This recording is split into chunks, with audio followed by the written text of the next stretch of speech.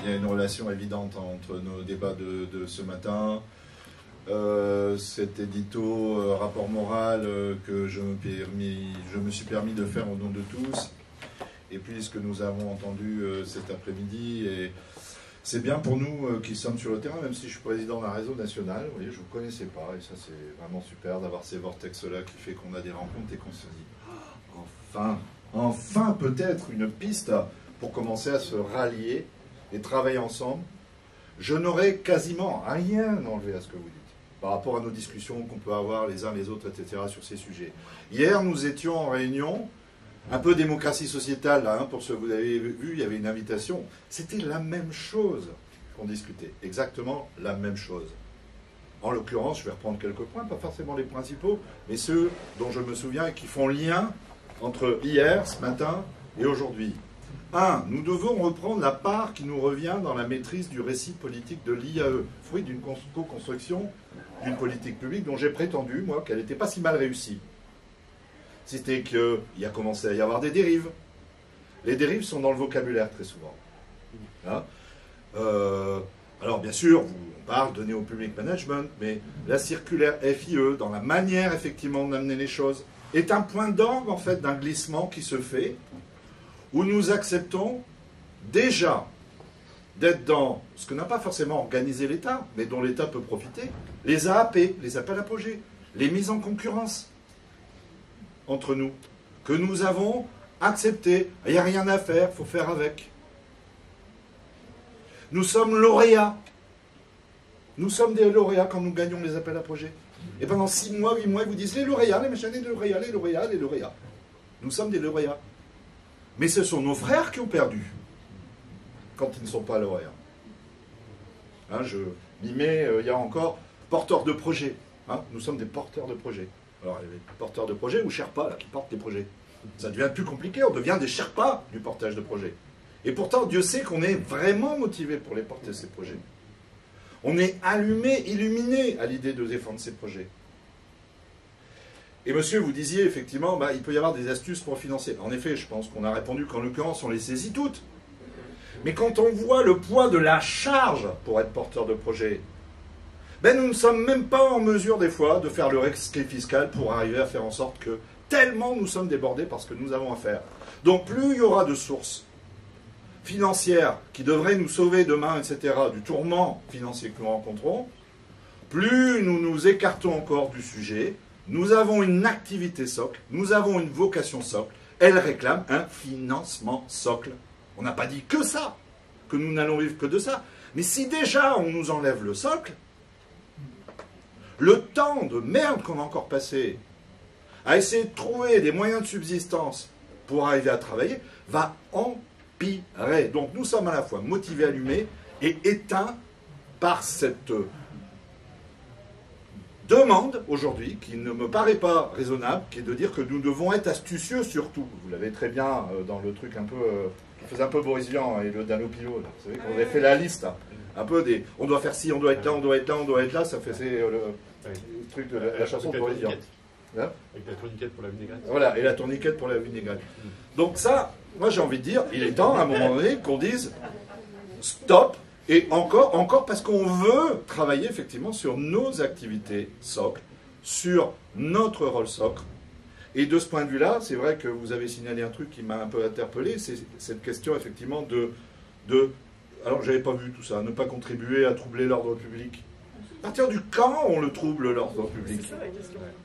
Est-ce qu'on fait une innovation type la SSA? Est-ce que quand à un moment donné on propose de la manne, vous avez déjà entendu parler qu'on avait une espèce de monnaie pour récompenser l'engagement, on sait qu'on n'est pas pile poil par rapport aux règles. Pourtant, sacré bon Dieu, franchement, si c'était à refaire, cette opération, je la ferais 1000 fois, moi. Cette histoire de manne, c'est-à-dire de récompense de l'engagement. Mais c'est pas séditieux, mais c'est pas, voilà, ce n'est pas tout à fait en bon ordre.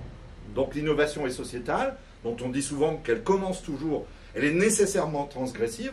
Est-ce que finalement elle est autorisée quand on cible demain? Est-ce que même ça c'est autorisé? Je ne parle même pas des soulèvements de la terre, etc. Non, là, au trouble à l'ordre public, on pense qu'il y a des gens qui cassent des choses, etc. Mais là, est-ce qu'on n'est pas déjà, nous, dans quelque chose qui va nous être reproché dans un avenir de plus en plus rapide. Parce que ce que je note, et je crois que c'est bien que vous nous alertez là-dessus, et c'est bien aussi, Alexandre, que tu donnes ces témoignages effectivement de ce qui se passe, ça va de plus en plus vite.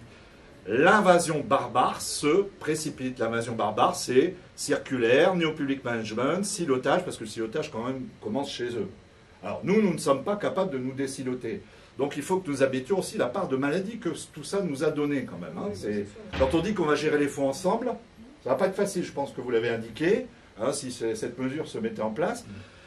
Moi, hein, les petites expériences de lobbyiste, j'en ai pas eu grand main, mais c'était, je prends juste cette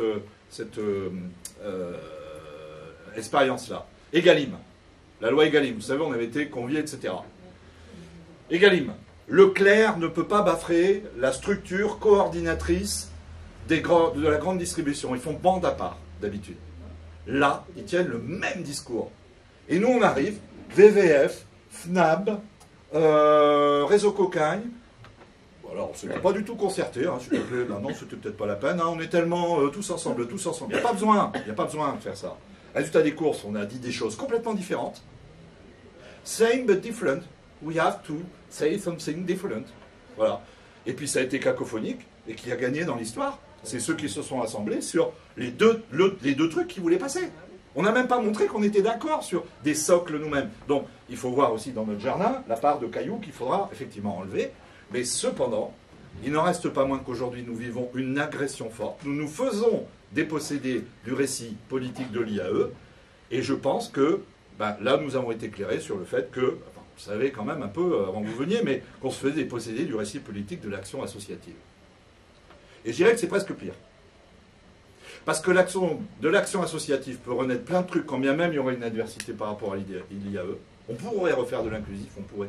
Mais si on touche effectivement cette histoire associative, c'est bien pire. Là, c'est vraiment toute cette offre sociétale qu'on a fait, tout notre engagement, toute notre histoire, à la plupart d'entre nous. Moi, j'ai commencé petit avec la JOC, j'avais 12-13 ans.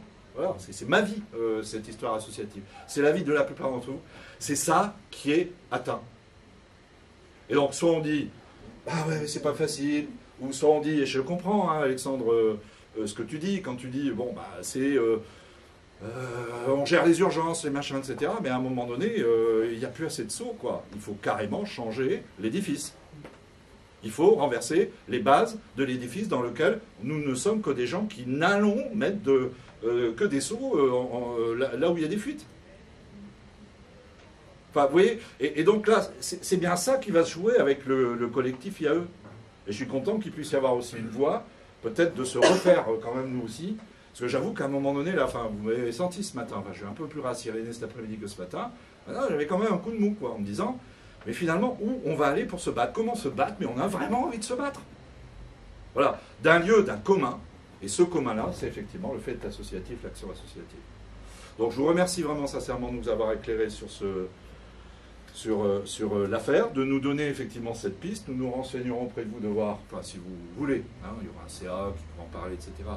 On aime bien quand même mettre du formalisme aussi dans les choses et les rapprochements. Mais je crois qu'il est vraiment important, je remercie Julien de nous avoir fait opérer cette rencontre, que nous puissions effectivement, c'est le cas de le dire, nous associer pour faire en sorte que, oui, la performance, non.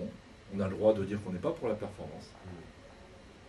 On a le droit de dire qu'on est volontiers pour le dépassement par notre action collective et pas la performance. C'est une forme de performance, hein, le dépassement. Ce qu'il en advient. Et puis, face à la compétition, oui, nous réclamons de l'associativité avant toute chose. Voilà. Alors, écoutez, moi je vous remercie donc toutes et tous d'avoir participé à ce temps.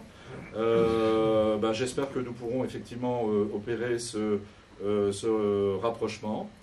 Et puis, je vous souhaite à toutes et tous un bon retour. Vous savez que le prochain temps fort, je pense, est le Forum de Marseille. Hein, très important, hein, le Forum, pour ceux qui peut-être nous rejoignent, les nouveaux jardins, etc. C'est vraiment un capital qui développe notre sentiment d'appartenance et a besoin, nous gargarise comme on en a besoin aussi, parce que c'est vrai que les temps sont durs, qu'il faut traverser les années.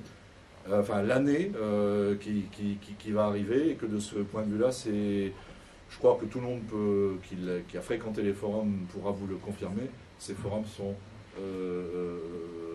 vraiment vitaux pour la dynamique et la santé effectivement de notre réseau. Voilà, à moins qu'il y ait quelque chose à rajouter, ben, je vous souhaite un bon retour à chacun et chacune.